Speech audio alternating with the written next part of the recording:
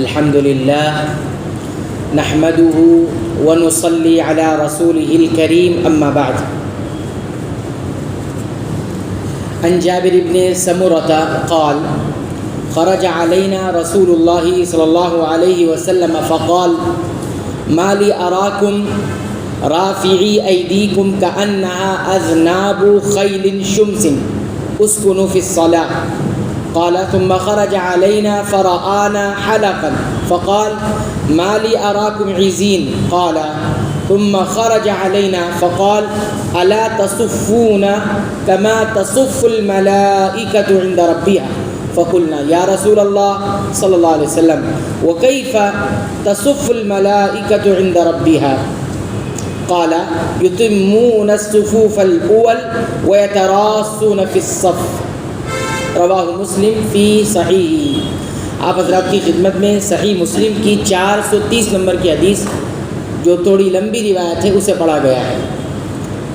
اس روایت کے اندر جابر بن سمورہ وہ 3 دفعہ کا واقعہ بیان کرتے ہیں کہ 3 دفعہ نبی کریم صلی اللہ علیہ وسلم نے کیا فرمایا 3 موقع سے. کہتے ہیں ایک مرتبہ نبی کریم صلی اللہ علیہ وسلم ہمارے پاس تشریف لائے, گھر سے نکل کر آئے اور آنے کے بعد یہ فرمایا کہ کیا بات ہے کہ میں تمہیں دیکھتا ہوں کہ تم اپنے ہاتھوں کو ایسے اٹھاتے ہو جیسے کہ سرکش اور بتکے ہوئے جو گھوڑے ہوتے ہیں اپنی دم کو ہلاتے ہیں, ویسے تم اپنے ہاتھ کو ہلاتے ہو. نماز میں نماز سکون سے پڑھا کرو, بہت زیادہ حرکت مت کیا کرو. دراصل یہ جو روایت ہے یہاں پر یہ امام مسلم رحمہ اللہ نے پہلے ٹکڑے کو کس باب کے تحت ذکر کیا ہے, یعنی پہلے صحابہ کرام کیا کرتے تھے جب نماز سے نکلنا ہوتا, سلام پھیرنا ہوتا تو سلام پھیرتے وقت کیا کہتے تھے؟ جب کہتے السلام علیکم ورحمۃ اللہ تو ایسے کرتے السلام علیکم ورحمۃ اللہ دائیں طرف اور ہاتھ سے بھی اشارہ کرتے. پھر بائیں طرف سلام پھیرتے تو ایسے اشارہ کرتے السلام علیکم ورحمۃ اللہ. تو اس طرح سے جو ہاتھ دائیں بائیں جانب کرتے تھے اشارہ کر کے, تو رسول اکرم صلی اللہ علیہ وسلم چونکہ آپ کو ایک معجزہ یہ بھی عطا کیا گیا تھا کہ نماز کی حالت میں آپ پیچھے بھی لوگوں کو دیکھا کرتے تھے. تو آپ صلی اللہ علیہ وسلم نے جب یہ مشاہدہ کیا تو یا پھر اور بھی کسی وقت میں نماز پڑھتے ہوئے کسی کو دیکھتے ہوں, اکیلے نماز پڑھ رہا ہو, سنت پڑھ رہا ہو تو ایسے کرتے ہیں. تو یہ کیا بات ہے کہ تم سرکش اور بتکے ہوئے اونٹوں کی طرح ہاتھ سے سلام کرتے ہو, اتنی حرکتیں کرتے ہو, یہ نہیں کیا کرو, نماز میں سکون سے نماز ادا کیا. یہ پہلے دفعہ کا واقعہ. پھر وہ آگے فرماتے ہیں کہ ایک مرتبہ نبی کریم صلی اللہ علیہ وسلم ہمارے پاس آئے اور ہم کو دیکھا کہ ہم حلقے کی شکل میں, دائرے کی شکل میں ہم کو پایا. یعنی ہم نماز پڑھ رہے ہیں تو ہماری صفیں کیسی ہیں, کبھی ٹیڑھے ہیں, کبھی منظم ہماری صفیں نہیں تھی, نہ ایک دم سے جڑے ہوئے تھے, بلکہ ایسا لگتا تھا جیسے کہ کوئی الگ اپنا گروہ بنا کے نماز پڑھ رہا. حالانکہ صف میں ہی ہے لیکن ایسے ٹیڑھے میڑھے کھڑے ہوتے کہ لگتا کہ اپنا ایک حلقہ بنا کر بیچ میں گیپ ہے, صفوں کے درمیان خالی جگہ بنی ہوئی ہے. اس طرح ہم کو دیکھا تو آپ نے فرمایا کیا بات ہے کہ میں تم کو الگ الگ ٹولیوں میں بٹا ہوا دیکھ رہا ہوں, صفیں صحیح سے بنا ہوا, ایسا لگے کہ کوئی ایک مجمع بیٹھا ہوا, یہ اتنا سارا بیچ میں فاصلہ ہے, ٹیڑھے میڑھے صف میں کھڑے ہو, برابر جڑے ہوئے نہیں ہو. یہ دوسری دفعہ کا واقعہ. پھر اس کے بعد کہتے ہیں کہ ایک مرتبہ نبی کریم صلی اللہ علیہ وسلم ہمارے پاس تشریف لائے اور پھر فرمایا کہ تم اس طرح صف کیوں نہیں لگاتے نماز کی جس طرح سے فرشتے اپنے رب کے پاس صف لگا کر کھڑے ہوتے ہیں, ویسا تم کیوں نہیں کرتے؟ تو صحابہ کرام نے فرمایا کہ اللہ کے رسول صلی اللہ علیہ وسلم فرشتے اپنے رب کے پاس کیسے صف بناتے ہیں وہ بتا دیں گے تو ہم بھی ویسی صف بنائیں گے. اس سے یہ معلوم ہوا کہ اپنے طور پر دین نہیں بنایا کرتے تھے صحابہ کرام, کوئی طریقہ اپنے طور پر نہیں اختیار کر لیتے تھے, پوچھتے تھے نبی کریم صلی اللہ علیہ وسلم سے کیسے کرنا ہے. تو آپ صلی اللہ علیہ وسلم کیا فرمایا, فرشتے کیسے صف لگاتے ہیں ویسے صف لگانا ہے. تو کیسے لگاتے ہیں؟ فرمایا یتمون الصفوف الاول. فرشتے صف لگاتے وقت پہلے اس بات کا خیال رکھتے ہیں کہ پہلی جو صف ہے وہ پہلے مکمل کر لیں. وہ جب مکمل ہو جاتی پھر دوسری صف لگاتے ہیں, دوسری مکمل ہو جاتی, کہیں کوئی جگہ باقی نہیں ہے تو تیسری صف لگاتے. اس طرح سے فرشتوں کی خصوصیت ہے کہ وہ اپنے رب کے سامنے ایسے صف لگا کر کھڑے رہتے ہیں. ایک بات دوسری خصوصیت وہ بتائے کہ فرشتے کیسے صف لگاتے ہیں, وَيَتَرَاصُونَ فِي الصَّفِّ, اور صف میں اگر کھڑے بھی ہو گئے ہیں تو بالکل جڑ کر کھڑے ہوتے ہیں, بالکل مل کر کھڑے ہوتے ہیں کہ ایک فرشتے اور دوسرے فرشتے کے درمیان خالی جگہ نہیں رہتی، ایک دم جڑے ہوئے ہوتے ہیں۔ ہاں یہ فرمایا، تو کہا ایسے ہی آپ بھی صف لگایا کرو، یعنی خوب مل کر کھڑے ہو جاؤ، بالکل سیدھے کھڑے ہو جاؤ، اور پہلے اگلی صف مکمل کرنے کی کوشش کرو۔ جتنی زیادہ تم پہلی صف کی حرص رکھو گے، لالچ رکھو گے، اتنا خیر پاؤ گے، اتنا بھلائی تمہیں زندگی میں ملے گی۔ اب اس حدیث سے ہمیں بہت ساری باتیں معلوم ہوتی ہیں، 4 باتیں کہہ کر بات مکمل کریں گے۔ پہلی بات اس حدیث سے یہ معلوم ہوتی ہے کہ نبی کریم صلی اللہ علیہ وسلم خاص طور پر اپنے صحابہ کا اور عام طور سے پوری امت کا بہت زیادہ خیال رکھا کرتے تھے۔ جہاں کہیں بھی آپ کو لگتا کہ کچھ غلطی ہو رہی ہے صحابہ سے اور صحابہ کے بعد آنے والے امت سے، اگر کوئی غلطی ہو سکتی ہے یا ہوگی یا ہو رہی ہے، تو آپ صلی اللہ علیہ وسلم سکھا دیا کرتے تھے، اگر دیکھ لیتے تھے اس پر خاموش نہیں تھے، جیسا چل رہا ہے چلنے دو، وہ بھی ٹھیک ہے، ایسا نہیں معاملہ تھا، بلکہ سکھایا کرتے تھے۔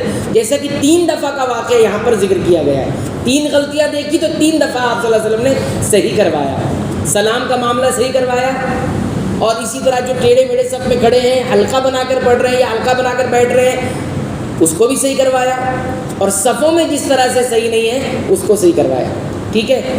اسی سے علماء نے یہ کہا کہ جو وارثین انبیاء ہے یعنی علماء ہے، ان کو چاہیے کہ ایسے ہی لوگوں کے ساتھ معاملہ کرے، یعنی جہاں جہاں غلطی دیکھے بتائے، اور سیکھنے والوں کو بھی اس کا غلط مطلب بھی نکالنا نہیں چاہیے، کہ اگر کوئی غلطی بتائی جا رہی ہے تو اس غلطی کو سمجھے کہ ہاں میری غلطی ہے، اس کو تسلیم کرے اور ٹھیک کرنے کی کوشش کرے، اور اسی پر الحمدللہ علماء عمل بھی کرتے ہیں۔ اس میں حجت بازی یا کسی قسم کی غلط مطلب نکالنا یہ درست نہیں۔ تو دوسری بات اس حدیث سے ہمیں یہ معلوم ہوتی ہے کہ نماز میں خضوع کا اختیار کرنا ضروری ہے، اس حدیث میں بتایا گیا ہے، اور حیوانات کی طرح یعنی جانوروں کی طرح کوئی حرکت نہیں ہونی چاہیے۔ جانور جس طرح سے حرکت کرتے ہیں اس طرح سے حرکت نہیں ہونی۔ ہاں اگر کسی کو ضرورت محسوس ہوتی کسی حرکت کی تو ضرورت کے تحت کر سکتا ہے، اتنی اجازت ہے، لیکن ایک دم سے جانوروں جیسی حرکت نہیں کرنا، جیسے کہ یہاں پہ سرکش اور بدکا ہوا جو گھوڑا ہوتا ہے جو ہلتا رہتا ہے اور اپنی پونچھ کو ہلاتا رہتا ہے، ویسے حرکت نہیں کرنا ہے، اور دیگر جانوروں کی بھی حرکت نہیں کرنا ہے، بلکہ سکون سے نماز پڑھنا ہے۔ نمبر 3، اس طرح سے تیسری بات جیسے ہمیں یہ سیکھنے کو ملتی ہے کہ مجلس میں گیپ رکھ کر نہیں بیٹھنا چاہیے۔ کچھ لوگ ادھر 2-4 لوگ بیٹھ گئے، کچھ جو لوگ ادھر بیٹھ گئے، اس طرح سے گروپ بنا کر نہیں بیٹھنا چاہیے، یہ ادب کے خلاف ہے اور ایسا نہیں کرنا چاہیے، بلکہ مل کر جڑ کر بیٹھنا چاہیے، الا یہ کہ کوئی مجبوری کوئی ضرورت ہو، ورنہ کیسے بیٹھنا چاہیے، اور خاص طور پر صف میں۔ یہ تیسری بات ہو گئی، اور چوتھی اور آخری بات اس حدیث سے ہمیں یہ معلوم ہوتی ہے کہ نبی کریم صلی اللہ علیہ وسلم نے صفوں کو مکمل کرنے کا حکم دیا ہے اور نماز میں اس کو صحیح اور درست کرنے کا حکم دیا ہے۔ ہمارا آپ دیکھتے ہیں ہماری بدقسمتی یہ ہے کہ ہم اس کا خیال نہیں رکھتے، اس میں تو بہت ساری چیزوں کا الحمدللہ ہم خیال رکھتے ہیں، لیکن ایک جو صف کے تعلق سے اس کا خیال نہیں رکھتے ہیں، یا تو ہمارے پاس علم نہیں ہے، ایک، یا علم ہے تو ہمیں یاد نہیں ہے، 2، یا پھر ہم کرنا نہیں چاہتے، یا اس کو ہم اچھا نہیں سمجھتے۔ کرنا چاہیے، نہیں اچھا لگے تو بھی کرنا چاہیے، سنت سمجھ کر کرنا چاہیے، ایک وقت آئے گا اللہ تعالیٰ اس کی محبت دل میں اتار دیں گے، لیکن شروعات تو کرے پہلے انسان، پہلے شروعات تو کرے، ابتدا تو کرے، جذبہ تو دکھائے، تبھی تو اللہ تعالیٰ کسی چیز کی محبت اور اس کی توفیق ڈالتا ہے۔ تو صف میں مل کر کھڑا ہونا چاہیے، صفوں کے درمیان 2 انچ 3 انچ 4 انگل اس طرح کی جگہ نہیں چھوڑی جانی چاہیے، خوب مل کر کھڑے ہو کر نماز ادا کرنی۔ صحابہ کرام کے بارے میں دیکھیے، حضرت عمر ابن خطاب رضی اللہ عنہ کو جب قتل کیا گیا تو قتل کرنے والا پہلی صف میں تھا نا، اور بھاگتے ہوئے اس کو جگہ نہیں ملتی تھی۔ اگر صحابہ کرام اگر اس طرح سے جگہ گیپ لگا کے کھڑے ہوتے تو اس کو بھاگنے کی جگہ آرام سے مل جایا کرتی، لیکن اس کو بھاگنے کی جگہ نہیں ملی تھی، اور وہ اپنے بچاؤ کے لیے نکلنے کی اتنی مضبوطی سے کھڑے ہوتے تھے کہ اس کو بھاگنے کا موقع نہیں ملا، اور وہ 7 صحابہ کرام کو بھی اسی طرح حملہ کیا اور کچھ زخمی ہوئے۔ بھاگنے کا موقع کیوں نہیں ملا؟ اس لیے کہ تراس جس کو بولتے ہیں، ایک اینٹ کو دوسری اینٹ سے جوڑ کر ملانا، یہ عمارت کے لیے استعمال ہوتا ہے۔ عمارت میں ایک دوسرے کے گیپ رہتا ہے کیا؟ اگر گیپ رہے گا تو عمارت مضبوط ہوگی؟ نہیں ہوگی۔ اینٹ کو اینٹ سے جوڑ کر بیچ میں مسالہ لگا کر جوڑ دیا جاتا ہے، پھر اینٹ اور اینٹ سے الگ نہیں ہوتی ہے اور ایک دوسرے کو مضبوطی دیتی ہے۔ ہم جب صفوں میں ظاہری جسم مضبوط نہیں ہے یا مربوط نہیں ہے، جڑا ہوا نہیں ہے، دل کہاں سے جڑے گا؟ اور ایک بات اور یہاں پر بہت اہم بتا دوں، ہمارے دل ایک دوسرے سے اس لیے بھی دور ہے کیونکہ ہم سب میں ایک دوسرے سے دور ہیں۔